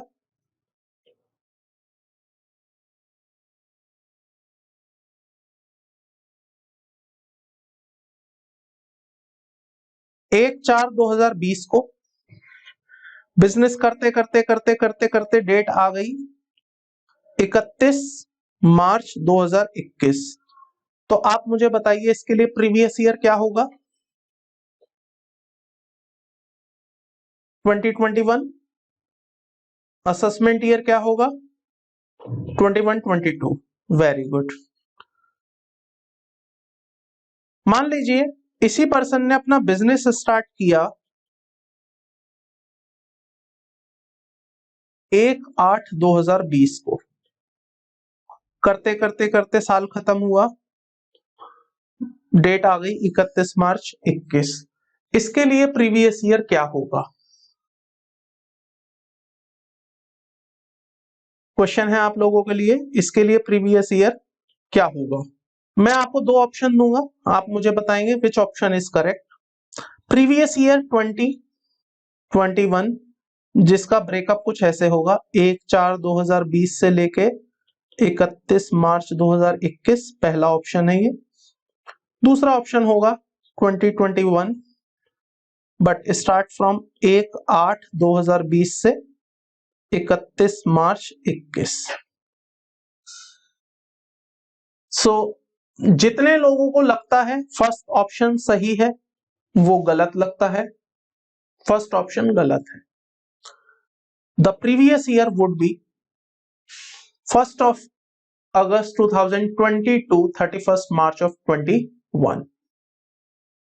जब आप पहली बार बिजनेस स्टार्ट करते हैं, प्रोफेशन स्टार्ट करते हैं, पहली बार आप इनकम कमाना शुरू करते हैं, पहली बार, तो जिस दिन से आप वो इनकम कमाते हैं उस दिन से आपका प्रीवियस ईयर शुरू होता है। एमसीक्यू का क्वेश्चन है, एमसीक्यू में अक्सर पूछा जाता है और पूछा जा सकता है, तो प्लीज इस बात को अब यहां पर आप देखिए। द बिजनेस और profession newly setup during the financial year, in such a case the previous year shall be the period beginning on the date of setting up of the business or profession and ending with 31st March of the said financial year. If a source of income comes into existence in the said financial year, then the previous year will commence from the date on which such source of income newly comes into the existence and will end with 31st March of the financial year। Clear है यहां तक की बात?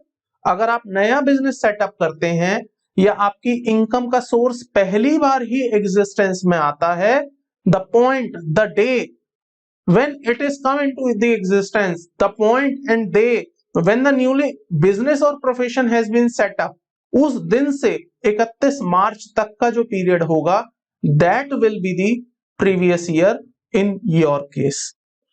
एक छोटा सा example है, understanding develop कर लेते हैं। Case 1, A is running a business from 1993 onwards, 1993 से बिजनेस कर रहा है। Determine the previous year for the assessment year 2021। तो देखिए वो 1993 से बिजनेस कर रहा है, इसका मतलब उसका बिजनेस जो है 1993 बहुत पहले, कई सालों पहले ही एग्जिस्टेंस में आ गया था। तो 2021 के लिए जो प्रीवियस ईयर होगा वो क्या होगा यहां पर? 2020-21। ठीक है, तो मैं यहां पर कह सकता हूं उसका जो प्रीवियस ईयर होगा वो कुछ ऐसे लिखा जाएगा, 1st of April 2022, 31st of March 2021। Clear है? तो यहां पर इसका जो प्रीवियस ईयर होगा वो ये कहलाएगा। दूसरा केस देख लेते हैं क्या लिखा हुआ है। A chartered accountant set up his profession on the 1st July of 2020, determine the previous year for the assessment year 2021-22। The previous year will be क्या होगा? 1st of 07/2020 to 31st March 2021। तो यहां पर जो प्रीवियस ईयर होगा वो ये कहलाएगा। क्लियर? आई होप आप सभी को यहां तक क्लियर हो गया होगा। तो समझ लेते हैं क्या है अब जो हमें टॉपिक डिस्कस करना है। मैंने अभी आपको बताया एक होता है हमारे पास प्रीवियस ईयर, एक होता है हमारे पास असेसमेंट ईयर। प्रीवियस ईयर वो ईयर जहां पर आप इनकम अर्न करते हैं, असेसमेंट ईयर जिसमें आप अपनी इनकम को असेस करते हैं, टैक्स असेस करते हैं और उसकी फिर पेमेंट भी करते हैं। तो इसका मतलब ये हुआ ना कि पहले आप एक पूरे साल मन लगाकर मेहनत से केवल इनकम कमाते हैं, असेसमेंट हमेशा अगले साल होता है। मींस ये पूरा 12 महीने का एक पीरियड था, यहां पर आपने इसको बोला प्रीवियस ईयर है, जब ये पीरियड खत्म हो जाएगा, यहां पर ये पीरियड खत्म हो गया, तो उसके बाद जो 12 महीने शुरू हुए हैं this is the assessment year, ऐसा ही आपने समझा। बट कुछ एक्सेप्शन है इस बात के कुछ एक्सेप्शन हैं। एक्सेप्शन का मतलब आप समझते हैं, प्रीवियस ईयर के बाद वाले साल को असेसमेंट ईयर माना जाता है, ये एक जनरल रूल है। प्रीवियस ईयर के बाद वाले साल को असेसमेंट ईयर माना जाता है, ये एक जनरल रूल है। लेकिन इस बात का एक्सेप्शन, इट मींस जो प्रीवियस ईयर होगा वही आपके लिए असेसमेंट ईयर भी बन जाएगा अगर 5 केसेस आपके ऊपर एप्लीकेबल होते हैं या 5 में से कोई केस आपके ऊपर एप्लीकेबल होता है। मींस हम प्रीवियस ईयर के खत्म होने का इंतजार नहीं करेंगे, हम अगले वाले साल को असेसमेंट ईयर नहीं बनाएंगे, हम आपके प्रीवियस ईयर को ही असेसमेंट ईयर बना देंगे। जो साल आपका प्रीवियस ईयर है वही साल आपका असेसमेंट भी कर देंगे, वही साल आपसे टैक्स ले लेंगे, उसी साल में आपकी इनकम असेस कर देंगे, उसी साल में आपकी इनकम डिटरमाइन कर देंगे, प्रीवियस ईयर को ही असेसमेंट ईयर बना देंगे। कब? 5 एक्सेप्शन हैं इस बात के, एमसीक्यू के हिसाब से बहुत इंपॉर्टेंट है। Certain cases when income of a previous year will be assessed in the previous year itself। ऐसे 5 केसेस जहां पर आपकी प्रीवियस ईयर की इनकम को प्रीवियस ईयर में ही टैक्स कर दिया जाता है, असेस कर लिया जाता है। ऐसे 5 केसेस हम डिस्कस कर रहे हैं। पहला, section 172 shipping business of a non resident. अगर आप नॉन रेजिडेंट हैं और आप शिपिंग का बिजनेस करते हैं तो आपकी इनकम सेम प्रीवियस ईयर में असेस कर दी जाएगी, वेट नहीं किया जाएगा असेसमेंट ईयर के आने का। तो जिस साल में इनकम कमाएंगे उसी साल में आपकी इनकम असेस करते हुए आपसे टैक्स ले लिया जाएगा। The previous year will become the assessment year in same year itself. Section 174 person living India with no present intention of returning to India. एक बंदा इंडिया छोड़ के जा रहा है और नहीं पता वो कब आएगा, या पता है कि वो लौट के ही नहीं आएगा। एक पर्सन जो इंडिया छोड़कर जा रहा है और हमें पता है अब वो कभी लौटकर नहीं आएगा, तो ऐसे में जब वो पर्सन इंडिया छोड़ के जा रहा होगा उसी साल उसकी इनकम को असेस कर दिया जाएगा, उसी साल उसका प्रीवियस ईयर असेसमेंट ईयर बना दिया जाएगा। एग्जाम्पल देख लेते हैं, आईसीएआई के स्टडी मेट से लिया गया है। Suppose mister x is living India for USA on 10th of June 2020 and it is appear to the assessing officer that he has no intention to return India. Before leaving India, Mr. X will be required to pay income tax on a total income earned during the previous year 2021 as well as the total income earned during the period 1st of April 2021 to 10th of June 2020। Clear? तो जब वो mister x India छोड़ के जाएगा तो वो उस साल अपनी इनकम का उसी सेम ईयर में टैक्स देकर जाएगा, तो सेम प्रीवियस ईयर उसके लिए सेम असेसमेंट ईयर बन जाएगा, हम अगले साल का वेट नहीं करेंगे।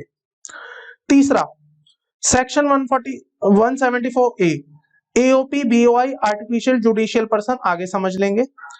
Formed for a particular event और पर्पस, तो अगर आपने कोई एओपी बीओआई आर्टिफिशियल एजेपी आपने बनाई है और वो पर्टिकुलर इवेंट या पर्पस से बनाई है या पर्पस के लिए बनाई है, तो उस केस में आपका जो प्रीवियस ईयर है वही असेसमेंट ईयर बन जाएगा। Section 175 person likely to transfer the property to avoid tax. अगर एओ को ऐसा लगता है कि इस पर्सन ने अपनी प्रॉपर्टी ट्रांसफर करनी है just to avoid the tax, मतलब उसको ऐसा इंट्यूजन है या उसके पास ऐसे प्रूफ्स हैं जिसके बेसिस पे वो ये कह रहा है कि ये पर्सन अपनी एसेट ट्रांसफर कर रहा है या कर देगा just to avoid the taxes, तो उसके प्रीवियस ईयर को ही असेसमेंट ईयर बना दिया जाएगा। There is no need to wait for the assessment year, assessment year आने का वेट नहीं करेंगे, जो साल में इनकम कमाई है वही साल असेसमेंट ईयर है, वही साल टैक्स दे दो। सेक्शन 175 डिसकंटिन्यूड बिजनेस, तो अगर आप कोई बिजनेस डिसकंटिन्यू कर रहे हैं या कर देते हैं तो जिस साल में आपने बिजनेस को डिसकंटिन्यू किया है वही साल आपका असेसमेंट ईयर बन जाएगा। तो जिस साल में आपने बिजनेस डिसकंटिन्यू किया वो जो प्रीवियस ईयर चल रहा था वही आपका असेसमेंट ईयर बन गया।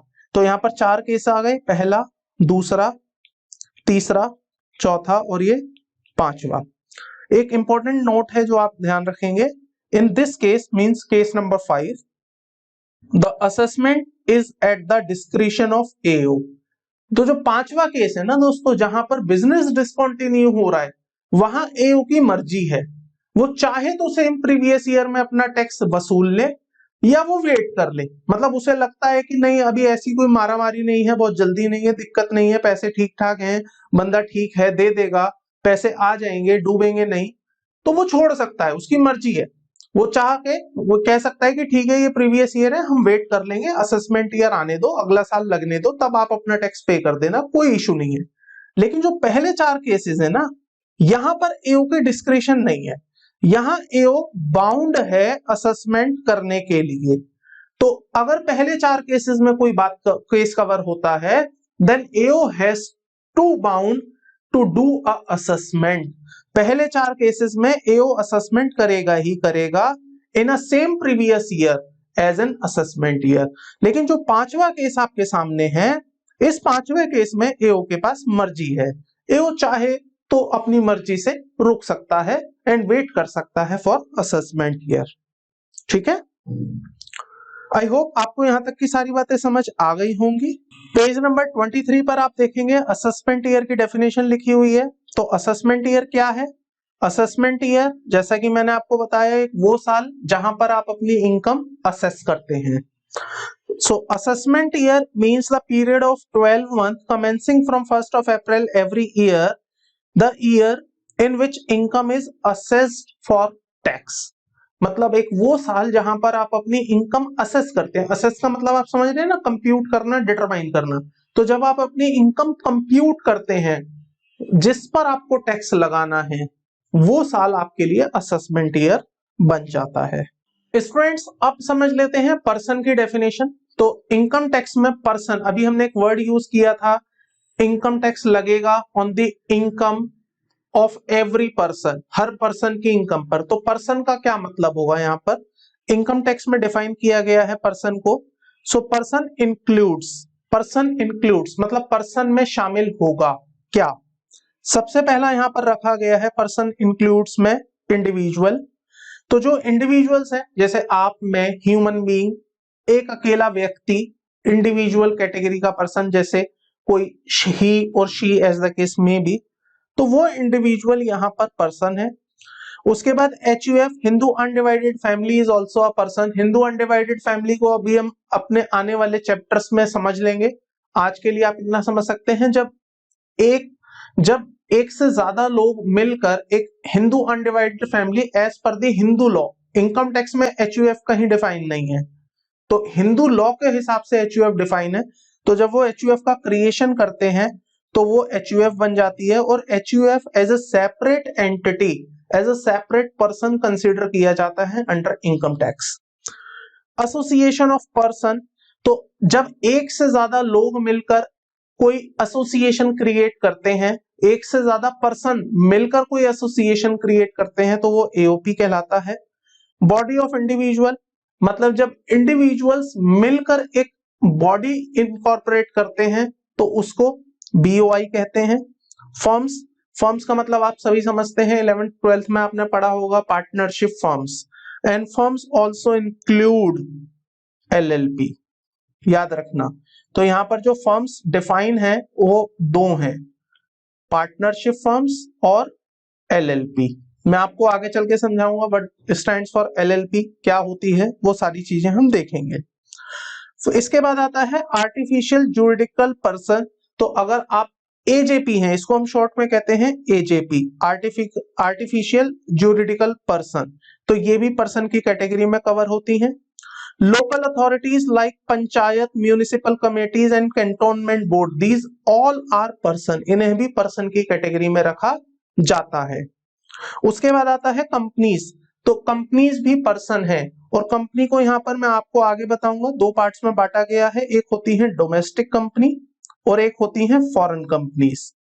तो चाहे आप डोमेस्टिक कंपनी हो चाहे आप फॉरेन कंपनी हो, आप कंपनी हो और आप पर्सन की डेफिनेशन में इंक्लूडेड हो।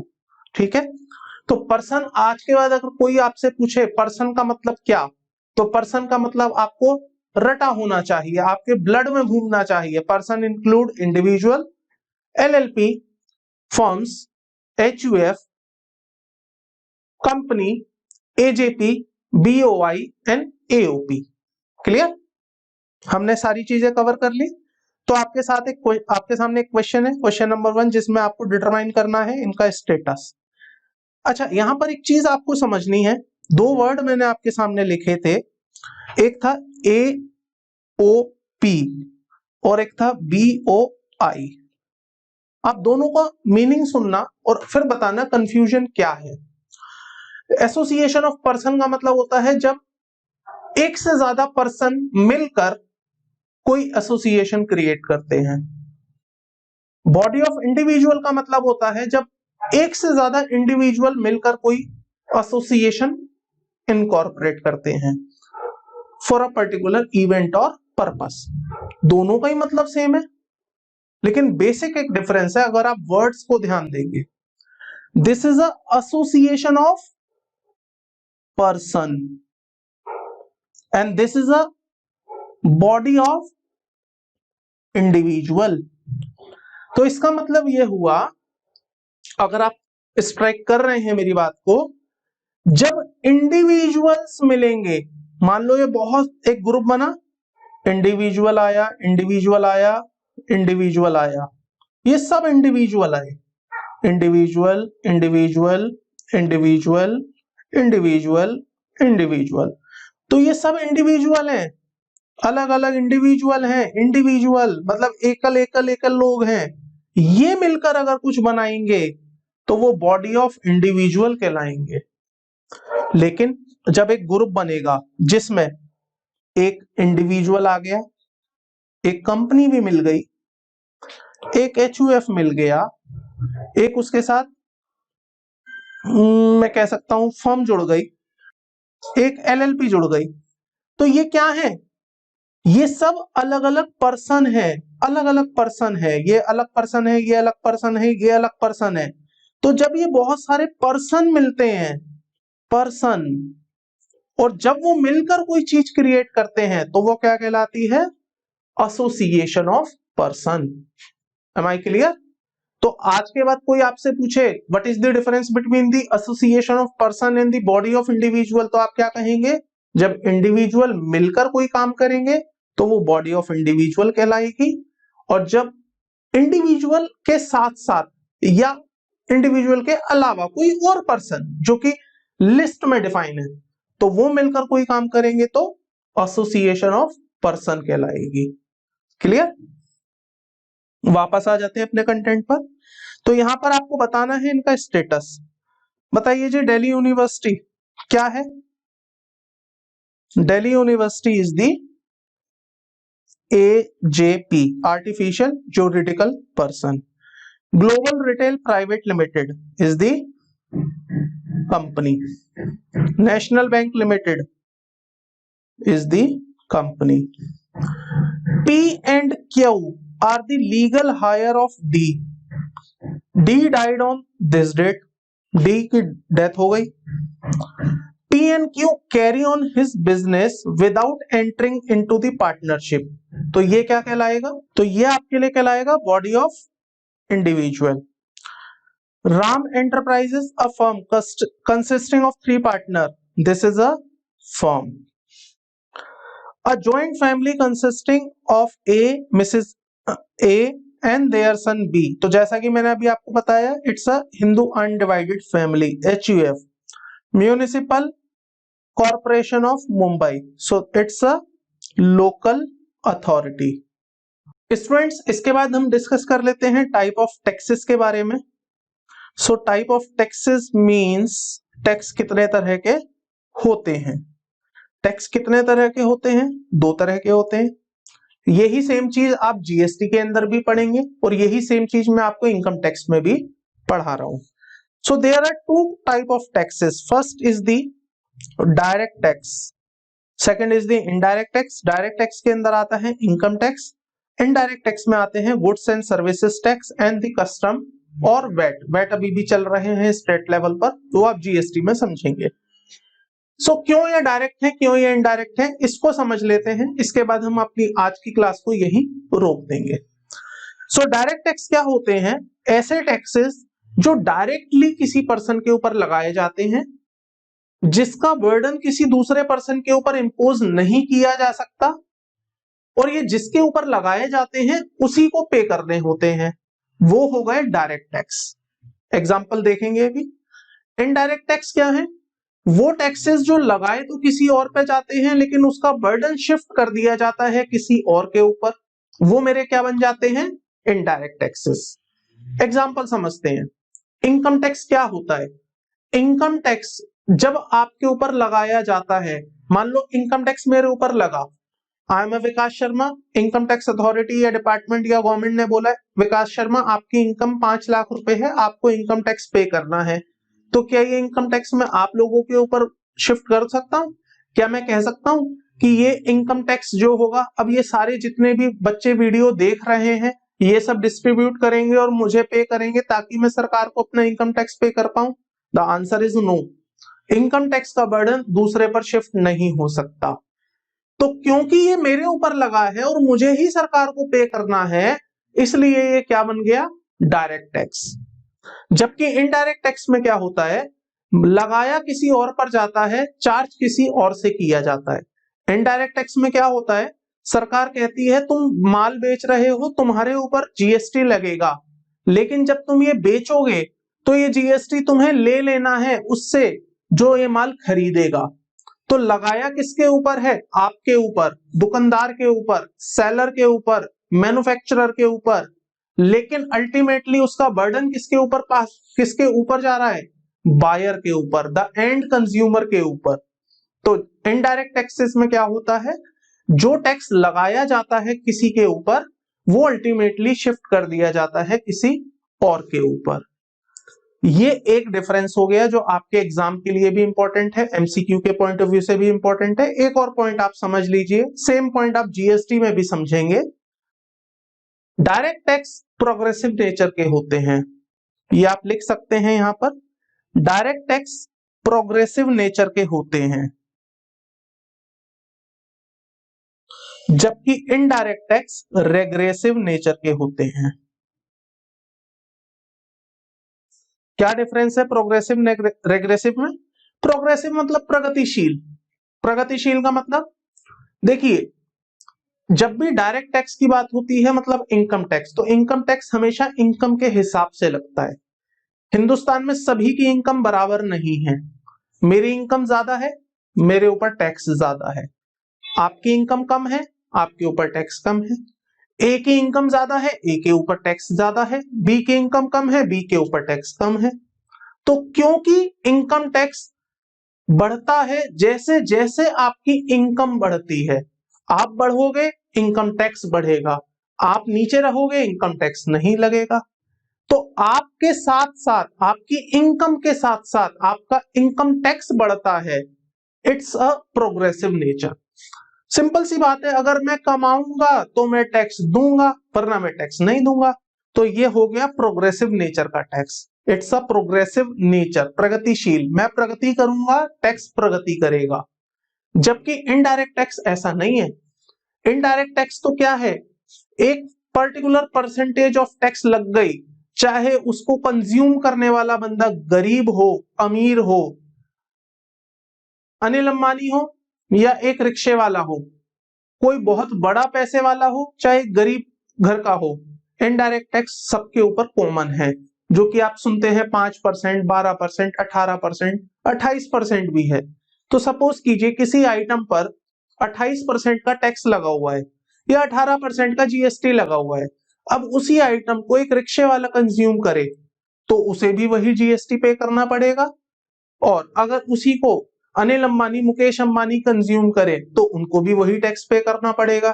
तो क्योंकि ऐसे में इनडायरेक्ट टैक्सेस ये डिफरेंशिएट नहीं करता कि कौन अमीर है कौन गरीब है, और वो सबके ऊपर एक कॉमन परसेंटेज लगा देता है, परसेंटेज ऑफ टैक्स अप्लाई कर देता है, तो ऐसे में माना जाता है कि जो इनडायरेक्ट टैक्सेस हैं वो रेग्रेसिव नेचर के हैं, रेग्रेसिव नेचर के हैं। ठीक है, मतलब यहां पर प्रगति नहीं हो रही है, यहां पर महंगाई कह सकते हैं थोड़ी बढ़ रही है। क्लियर? एक और इंपॉर्टेंट चीज समझ लीजिए जाने से पहले, हमारे हिंदुस्तान में, यह आप लोगों के लिए क्वेश्चन है, आप मुझे कमेंट बॉक्स में इसका आंसर बताइएगा और नेक्स्ट क्लास में मैं आपके साथ ये डिस्कस करूंगा। हमारे इंडिया में जो टैक्स कलेक्शन आता है वो डायरेक्ट टैक्स से ज्यादा आता है या इनडायरेक्ट टैक्स से ज्यादा आता है? क्वेश्चन है आप लोगों के लिए, जो हमारे देश में टैक्स कलेक्शन आती है वो डायरेक्ट टैक्स से ज्यादा आती है या इनडायरेक्ट टैक्स से ज्यादा आती है? तो नेक्स्ट क्लास में मैं इसका आंसर करूंगा और अपनी रिमेनिंग बातों को कंटिन्यू करूंगा। तब तक मन लगा के पढ़िए, ध्यान से पढ़िए, ईमानदारी से पढ़िए, डेडिकेशन के साथ पढ़िए। तो जल्द ही मिलते हैं अपने तीसरे लेक्चर के साथ, तब तक के लिए शुभ रात्रि, शपथ है।